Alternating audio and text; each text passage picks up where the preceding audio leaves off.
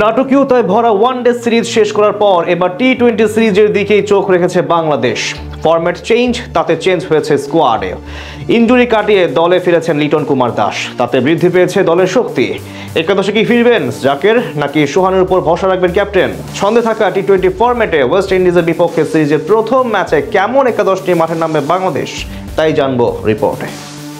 One day ফরম্যাটে দারুণ এক সিরিজ জয় করেছে বাংলাদেশ। এবার চোখ টি-20 সিরিজের দিকে। এই ফরম্যাটে বরাবরই ফেভারিট ক্যারিবিয়ানরা। তবে বাংলাদেশ কাউকে ছেড়ে কথা বলে না, অন্তত 2025 সালে যে লিটনের নেতৃত্বে দারুণ সময় কাটাচ্ছে দল, তাতে এবার টি-20 ট্রফিটা ঘরে রেখে দিতে চাইবে টাইগাররা। আগামী সোমবার শুরু হচ্ছে 3 ম্যাচ সিরিজের প্রথম ম্যাচ। বীরশ্রেষ্ঠ শহীদ flight lieutenant Motiur Rahman cricket স্টেডিয়ামে অনুষ্ঠিত হবে 3 ম্যাচ সিরিজ। সবগুলো ম্যাচ অনুষ্ঠিত হবে একই মাঠে।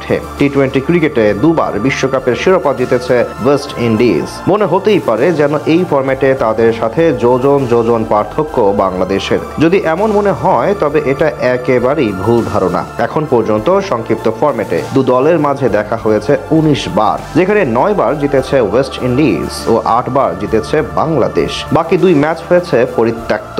সব মিলিয়ে বাংলাদেশ যেমন একটু পিছিয়ে আছে, তেমনি পিছিয়ে আছে ঘরের মাঠেও। 5 দেখায় 3 জয় ক্যারিবিয়ানদের, 2 বার জিতেছে বাংলাদেশ। সব মিলিয়ে তাই বলা যেতেই পারে একটি কঠিন লড়াই অপেক্ষা করছে বাংলাদেশের জন্য। তাই নিজেদের সেরা একাদশ সাজিয়েই আগামী সোমবার মাঠে নামতে যাচ্ছে বাংলাদেশ। তবে এই ম্যাচকে সামনে রেখে কেমন হবে লিটনের একাদশ, সেটাই চলুন দেখে নেওয়া যাক এক নজরে। ওপেনার হিসেবে এখন সাইফ হাসানের দলে জায়গা পুরোপুরি পাকা। শেষ ম্যাচে দারুণ পারফরমেন্স দেখিয়ে তিনি বুঝিয়ে দিয়েছেন, শুধু মাঝে 2টি ম্যাচ বাজে কেটেছে তার। তবে আবারও প্রস্তুত হচ্ছেন তিনি নিজের দায়িত্ব পালনে। প্রশ্ন হচ্ছে কে হবে তার ওপেনিং সঙ্গী। ডানহাতি বাহাতি যদি বিবেচনা করা হয়, সেক্ষেত্রে পারভেজ হোসেন ইমনের সুযোগ পাওয়ার সম্ভাবনাই সবচেয়ে বেশি। এছাড়াও 2-2 4 মেলাতে গেলে সাম্প্রতিক ব্যর্থতায় তামিমের বাদ পড়ার সম্ভাবনাও বেশি। 3 নম্বরে ব্যাট করবেন দলের অধিনায়ক লিটন কুমার দাস।